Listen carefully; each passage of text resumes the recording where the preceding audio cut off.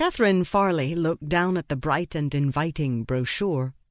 Instead of the bamboo forest and charging black rhinoceros, she pictured Ves Roundtree, springy reddish curls framing a tight, narrow face.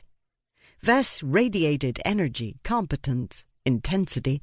Sharp lines at the corners of Ves's eyes and mouth revealed the gnawing mindset of a warrior, a woman who had scrabbled for what she had and could always imagine disaster looming. Catherine turned a page of the brochure. "Doesn't it look great?"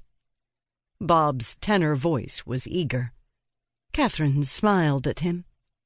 She could see herself and Bob in the mirror behind an old saloon bar they'd installed at the end of their long living room, which overlooked the marsh. It had cost a pretty penny to buy the bar and arrange for its shipping, but that was back when they had plenty of money. The bar was a restored relic from a shuttered saloon in an abandoned cattle drive town. Now the golden oak bar and brass footrail gleamed with polish, as bright as when long-ago adventurers, con men, prospectors, and cowboys drank mule-kick bourbon and eyed saloon girls. She appraised her reflection clinically.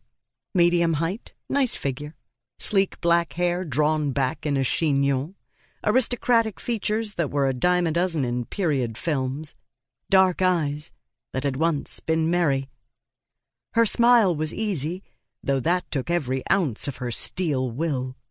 She wanted to rush across the room, take his dear face in her hands, love him riotously, ferociously, as if champagne-drenched nights could still be theirs. Nothing would wound him more than to know her thoughts. She was careful to keep her tone light. You, me, and a herd of gazelles. Add gin and tonic, and I'm sold. The safari looks grand. Grand and expensive, very expensive. His gaunt face, still handsome despite deep furrows grooved by pain, lighted with an eager smile. For an instant the past overlay the present, and it was like seeing Bob when he was strong and able to walk easily, didn't have to hobble with legs encased in braces, a cane in his left hand. Unchanged was his sandy tousled hair, intelligent dark brown eyes, bony nose, squarish chin. He one-handedly propelled the wheelchair, which he used at home, and rolled up to her.